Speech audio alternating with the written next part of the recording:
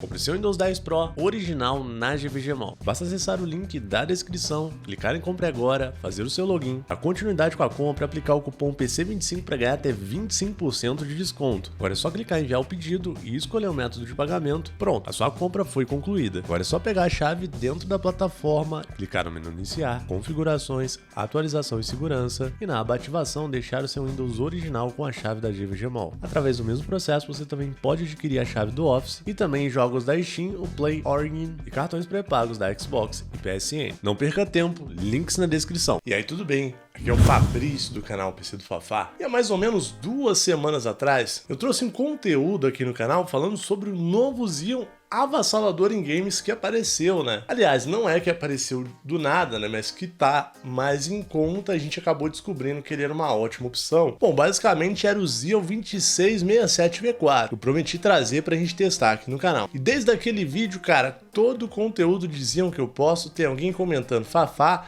e o Xeon 2667V4. Pois é, ó, pedi ele junto com outros Xeons que a gente vai testar também para descobrir se é legal. Adianto que a promessa dele tá muito legal. Eu, por exemplo, vi um teste de comparativo lá no canal do PCzão e que teve alguns jogos até que o Xeon 2667V4 acabou saindo melhor até do que o Ryzen 5500 dele, tá? Um processador muito bom. Alguns jogos ele teve menos performance e outro até ficou bem equiparado. E é claro que isso tá me deixando super empolgado para testar esse carinha e a gente vai mandar bala de uma vez. Vamos esmiuçar esse cara aqui hoje. Bom, para você que ainda não ouviu falar desse carinha, o Xeon 2667V4 é um processador de 8 núcleos, 16 threads, com a litografia de 14 nanômetros, que funciona nas placas-mães de Xeon que a gente está acostumado a comprar nesse momento, né? As que trazem um melhor custo-benefício. Então, só para você ter ideia, o Xeon 2667V4 é um pouco mais novo que os Xeons V3 que a gente está acostumado a falar. Além dele ser um V4, ele ainda vai encaixar e funcionar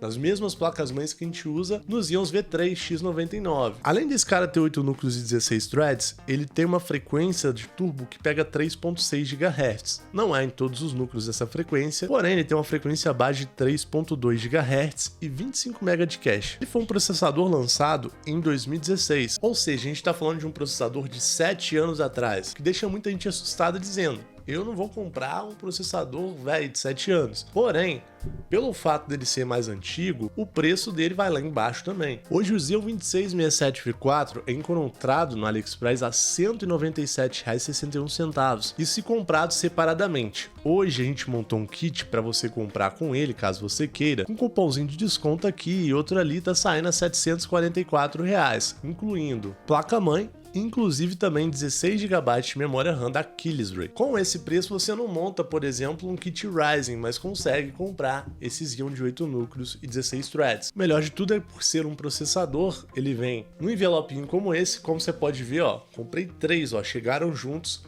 E zero taxa, cara. Nunca vi alguém sendo taxado de fato num processador. E como um processador ele é basicamente feito de silício, durabilidade de um transistor de silício pode superar até os 20 anos. Então, por mais que ele seja um pouco mais antigo, ele também tende a ter uma durabilidade muito alta. Beleza, mas vamos tirar esses íons aqui do pacote para ver se eu acho o 2667V4 pra gente testar aqui. De antemão, já se inscreve no canal, cara, porque eu não vou testar só ele. Então a gente ainda continua as pesquisas do Xeon para achar o melhor. Ó, basicamente é assim que vem o Xeon chinês, ó. Deixa eu ver se esse daqui é o 2667V4. Perfeito, ó, abri aqui na sorte. Aqui o bichão, olha só que cavaco de processador, hein, cara. Veio bem protegido aqui. Eu vou colocar esse cara nessa placa-mãe mais básica que eu tenho da Runazy. Bom, o nosso Xeon 2667V4 tem uma característica muito incomum em relação aos outros processadores Xeons da China. Eu encontrei muitos conteúdos na internet comprovando que esse cara aqui funciona numa placa-mãe simples como essa, apesar dele ter um TDP relativamente alto, de 135 watts. Isso acontece que pelo fato dele ser um Xeon V4, a gente não usa o desbloqueio do Turbo Boost nele. Os Xeons V4 não funcionam isso, né? Então, naturalmente, ele vai exigir menos da placa-mãe pelo fato da gente não estar fazendo um lock nele. Bom, também vou tentar usar esse CPU cooler nele, que é o Alsaia DR90. Vamos ver se vai ficar bom. Ele é um CPU cooler mediano. Eu já utilizei muito essa placa-mãe aqui no canal e ela tá com o lock do Turbo Boost ativado nela. Então, já vou aproveitar também para matar uma dúvida, né? Se eu consigo colocar o 2667V4 sem ter que desativar o Turbo Boost na BIOS dela, ou seja, sem ter que regravar a BIOS depois de eu ter feito esse procedimento. Isso, com toda certeza, né, já vai matar uma dúvida de quem já tem um Xeon da China e talvez está querendo dar aquele upgradezão. Então vamos remover aqui o clássico, né, que é o Xeon 2620V3 que tá aqui, e colocar o novo Xeon, que vai dar um salto enorme de performance. Confesso que eu tô muito louco, né, para fazer bastantes testes com 2667V4, principalmente porque eu quero saber até com qual placa de vídeo que ele vai funcionar bem. Pelo que eu vi na internet, pelo que o povo tá falando também, parece que ele vai muito além do que eu tava pensando, primeiro quando eu fiz aquele primeiro vídeo. Muita gente comparando esse cara diretamente com o Ryzen, né, e dizendo que bate de frente. Se for isso mesmo, né, com um processador de 190 conto, tá bom demais, né? Aqui tá ele fora da embalagem, olha só como que ele é bem robustão, né? Vem com selinho. Isso daqui é normal, tá? Esse furo que tem no Xeon. Tem gente que acha que é estranho ele vir furado. A Intel, né, usa o padrão nos processadores que é o LGA, ou seja, os pinos, né, não ficam no processador, ficam na placa-mãe. Isso daqui é muito bom, faz o processador ser bem durável, né? Isso aqui, cara, eu posso tampar ele no chão e eu tenho certeza que eu vou ligar e ele vai funcionar. De tão durável que é um processador da Intel. Vamos encaixar o bonito aqui, ó. Beleza, legal.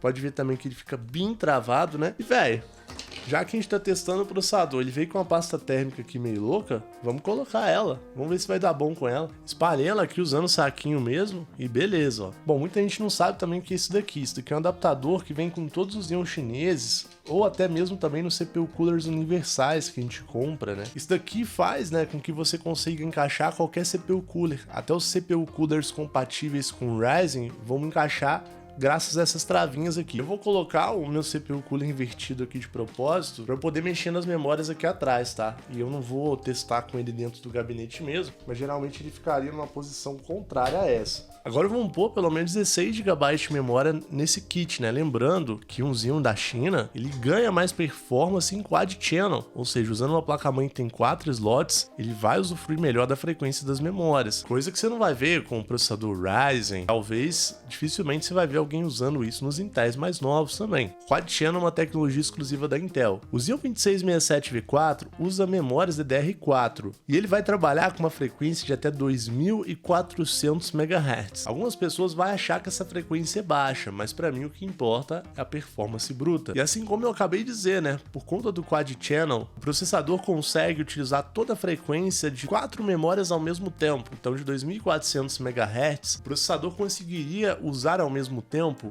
4 vezes mais, né, essa frequência, o que daria um total de 9600 MHz na prática. Toda vez que eu explico isso, né, as pessoas vêm falar: nossa, Fafá, mas a frequência não multiplica. Apesar de não multiplicar mesmo na prática, o processador usa 9600 MHz simultaneamente. Como a gente vai usar só o Dual Channel, que são duas memórias, o processador vai ter acesso a 4800 MHz de frequência simultaneamente, o que também não é ruim, né, compadre? Bom, por conta das especificações do Xeon chinês, a gente pode comprar a memória mais baratinha que a gente acha no Ali para combar com ele e não vai ter problema. Além dos Xeons funcionar com memórias de servidor, que são memórias que a gente chama de ECC, também vai funcionar com memórias normais. Hoje as memórias estão ficando cada vez mais baratas e às vezes não está compensando você comprar uma mais simples, por conta de promoção mesmo. E por isso no vídeo de hoje eu vou usar uma memória literalmente desnecessária para ele, mas porque eu quero usar, que é a Asgard Valkyrie. A gente tá achando promoção dela sempre, cara. E ela é uma memória bem premium mesmo, tá? Olha como que essa caixa abre, né? Tem luvinha, frufru. Tô nem aí pra isso, eu quero a memória.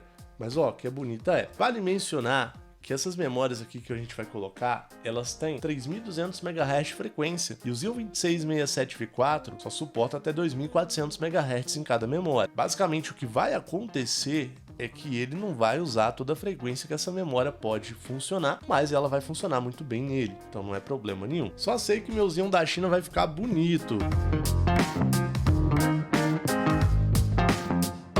Isso aqui vai ficar com RGBzão estralando. Bom, deu um time skipping aqui no vídeo, senão a gente ia ficar muito preso na parte da montagem. Coloquei aqui uma RTX 2060 Super, que é uma placa que está trazendo um custo-benefício enorme para a gente testar junto com ele. Uma fonte de 500 watts e montei numa bancadinha aqui, né?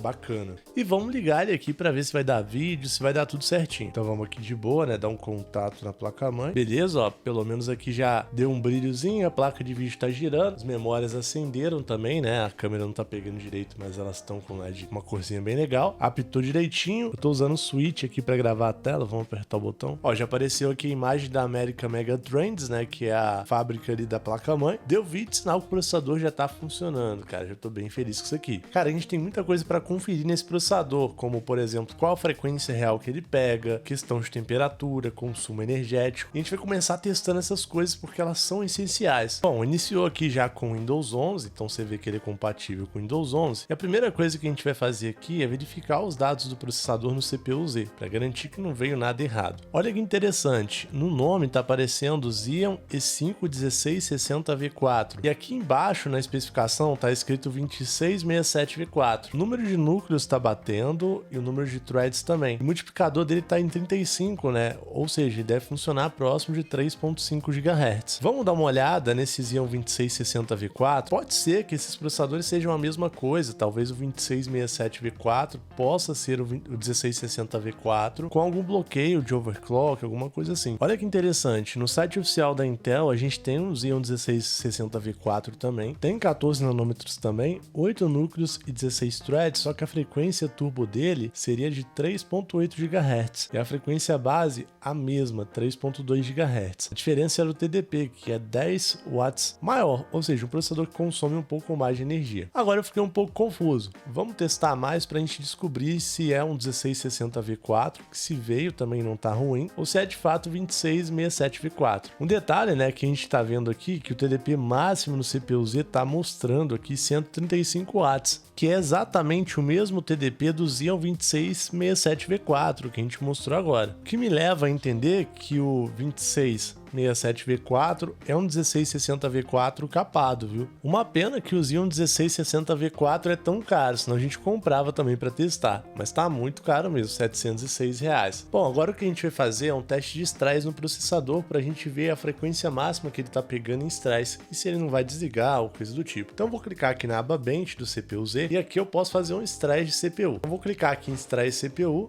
Ele começa, né, a trabalhar a 100% da capacidade. Se a gente abrir o gerenciador de tarefas do PC, a gente consegue notar isso, olha só que interessante. A CPU rodando a 100% e a frequência que ele está pegando é 3.94 GHz. A gente pode falar que é 3.5 GHz. Um detalhe, né, que eu havia citado, a minha placa-mãe está com lock Turbo Boost feita, só que não funciona nesse processador. Mas não tem problema nenhum aqui pelo visto, você utilizar esse cara, né, uma placa-mãe que já foi configurada para um lock, você não precisa de mexer em nada nela. Vou aproveitar que ele está estressando e vou abrir o programa aqui HW Monitor. Esse programa ele é muito legal para a gente monitorar com mais detalhes o consumo energético do processador e além disso a frequência de todos os núcleos, né? Então a gente consegue ver direitinho aqui como que ele está funcionando na prática. Ó, aqui a gente já tem as especificações do processador, pode ver aqui que todos os núcleos dele, né? Todos os 8 núcleos estão a 3.492 MHz, 3.5 GHz, né? Que a gente pode, se a gente arredondar, fica 3.5. Isso é muito bom, né? Não são só 2 núcleos ou 3 núcleos que estão nessa frequência. E deveria,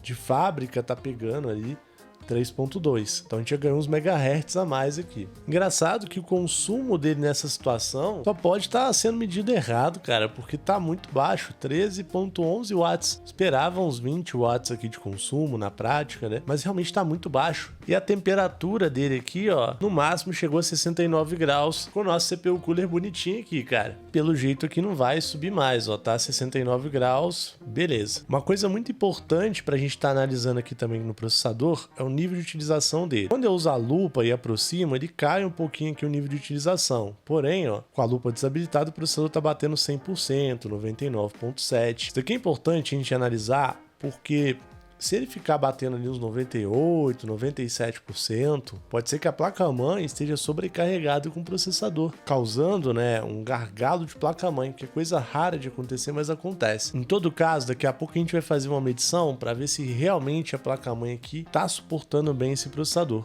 Beleza, vamos stopar esse teste, né? Vamos parar ele. E agora a gente vai fechar todos os outros programas e clicar aqui em Bench CPU. Eu clicando aqui em Bench CPU, ele automaticamente já colocou meu processador à prova e vai colocar ele numa escala de pontuação, que a gente vai poder usar para comparar com outros processadores na internet. E daí a gente tem uma ideia da performance dele, pelo menos nesse teste aqui, ó. Vamos clicar em Submit and Compare e daí a gente vai ver, né, outros processadores que tiveram uma pontuação muito semelhante nesse teste. Ó, basicamente aqui tá toda a nossa especificação do PC, ó, toda descrita aqui, bonitinho, inclusive até a temperatura que ele tava, o consumo do TDP do processador, tudo tá aqui. A gente consegue notar aqui no multitarefas dele, ó, pela pontuação, que ele ficou um pouco abaixo do Core i7 10087H, que é um Core i7 bem atual, né? Tecnologias bem novas e não é ruim, né, cara? Pô, um bom processador. E ele ficou também abaixo aqui do Ryzen 7700X, que é um processador com 8 núcleos, 16 threads, né? Processador bem forte, cara, da família Ryzen. Logo acima a gente também tem o Ryzen 7 6800U. Então, assim,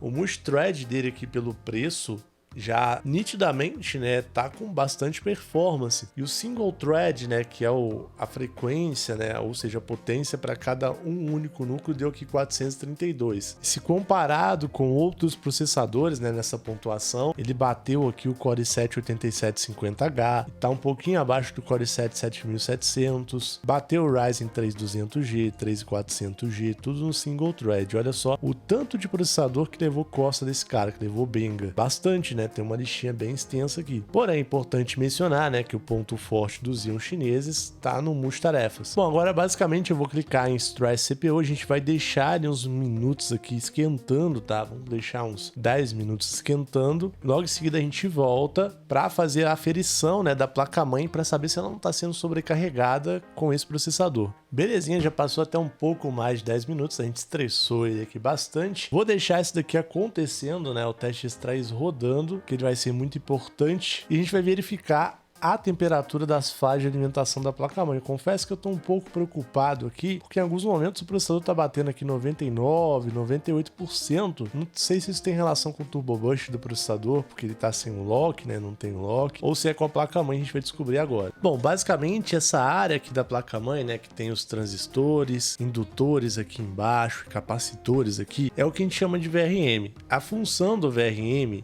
é trazer energia para o processador, que está aqui debaixo do CPU Cooler. Quando o processador tem uma exigência energética muito alta, pode ser que ele force esses componentes aqui, o que faz com que eles trabalhem numa temperatura acima do ideal. Então isso às vezes diferencia uma placa-mãe mais forte para uma mais fraca. Isso acontece com processadores Ryzen, processadores Intel mais novos. Não é só algo característico dos Xeon chineses, só que muita gente não sabe sobre isso. O que eu vou fazer aqui é pegar o termômetro e a gente vai aferir as temperaturas, né, dos componentes que estão à mostra aqui. E através dessa aferição a gente vai poder dizer se eles estão trabalhando acima da capacidade deles com esse processador ou se está num padrão aceitável. Com base nos meus testes aqui, eu vou considerar um padrão aceitável até no máximo 100 graus. 90 graus já vai ser bem alto, meio que no limite. 100 graus para cima, para mim já vou considerar um padrão inaceitável. Porém, eu sei que um capacitor aqui, por exemplo, pode chegar até 120 graus. Mas, né, é bom a gente trabalhar com uma margem de temperatura, até porque eu vou fazer a medição aqui por cima da placa-mãe. Se a gente medir por baixo, vai dar uma temperatura mais alta. A primeira coisa que eu vou fazer é apontar aqui o nosso termômetro pro cantinho da parede aqui do meu quarto. E hoje a gente está aqui num ambiente, né, que tá a 26 graus, um pouco quente, né? A gente vai começar aqui medindo, ó, os capacitores da ponta. Então a gente tem um aqui, ó, a 55 graus, ele vai ficar oscilando. Tem o outro aqui, ó, a 60 graus, acho que tá dando pra ver direitinho aí, né, gente? O outro a 62 graus, um pouco mais quente, 63 graus, 64, 64. Então basicamente aqui a gente tem temperaturas ok nesses capacitores. Já fiquei feliz, tá? Normalmente, às vezes a gente vai testar um Xeon, já pega 70, 80 graus numa placa-mãe mais simples como essa. Os transistores estão aqui embaixo do dissipador de calor, tá? Então vou medir a temperatura no dissipador de calor, como eu não tenho acesso fácil aqui a eles. Ó, e tá aqui a temperatura oscilando, né, ó, 61 a 59, 58 graus. Mais para cima tá um pouquinho mais quente, isso é normal. Puxar aqui os fios do CPU Cooler, para eles não me atrapalharem. Aqui meio escondidos, né, os quadradinhos aqui são os indutores. Então vamos medir aqui a temperatura deles, tentar pegar aqui com mais jeito. Eu acho que aqui peguei meio de quina, 65 graus no de cima, 69 graus no de baixo. Medir todos aqui e falar a temperatura máxima, melhor, né? Passando aqui. O mais quente, né, bateu foi 69 graus, mas, por exemplo, o último que eu medi aqui deu 63 graus. Agora vamos medir os capacitores aqui da ponta, ó. 61 graus, 62, 63, 62, 63, 62, beleza? Agora no finalzinho bateu 64 graus. Esse teste aqui é importante porque a gente consegue concluir, cara, que ele é um processador que realmente está consumindo pouquíssima energia da placa-mãe, fazendo com que você possa usar ele, uma placa-mãe de Xeon mais simples. Pelo resultado obtido nessa placa-mãe aqui, eu tenho certeza que se você comprar a placa-mãe mais baratinha de Xeon, ela não vai ficar sobrecarregada sendo utilizado com esse processador. Isso daqui é um achado, tá? Detalhe que ele ficou tanto tempo estressando aqui, ó, é normal a gente ver a pontuação do programa aqui caindo, tá? Isso acontece mesmo qualquer processador que você faz esse teste, beleza? E a gente não tem aqui o nível de utilização, né, a 98, 97%, estando relacionado a um problema de thermal throttling, né, com a placa-mãe ou algo do tipo. Não tem, a placa-mãe tá com uma temperatura muito boa. Bom, eu tô louco pra jogar aqui com o nosso Xeon 2667V4. Já abri aqui o God of War 4. Eu vou colocar ele primeiro no gráfico baixo e vamos deixar a resolução dele em Full HD. Deixar aqui DLSS desligado, FSR desligado, tudo isso desligado. Bom, a minha intenção de colocar todo o gráfico no baixo é pra gente testar o máximo de FPS que o processador consegue entregar. Eu confesso aqui que eu tô impressionado, cara. A gente tem 127, 130 frames aqui no God of War no gráfico baixo e a placa de vídeo que tá limitando aqui a quantidade de frames. Essa quantidade de frames aqui não é o processador que tá limitando. Tá 60% do nível de utilização. Ou seja, como a placa de vídeo melhor, consigo mais frames na tela. O processador não tá segurando a 2060 Super.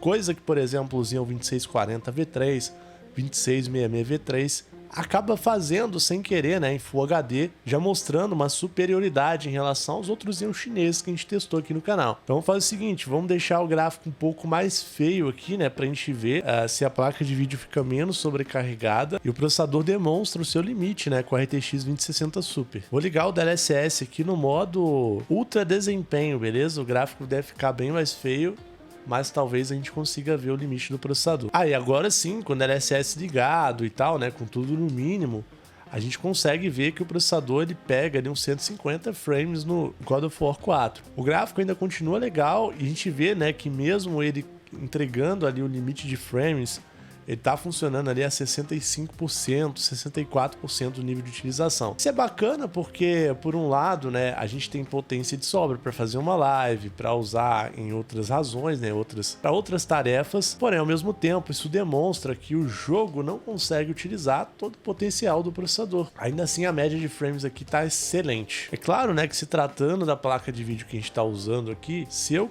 colocar em configurações, gráficos, eu posso colocar o jogo todo no Ultra, né, que a RTX 2060 Super me permite isso. Daí, cara, o processador mesmo vai tirar umas fériasinhas. Tem que desligar aqui também o DLSS, né, esqueci de desligar. Ainda assim, ó, por conta da placa de vídeo, a gente tá pegando 67, 70 frames, às vezes com os drops abaixo.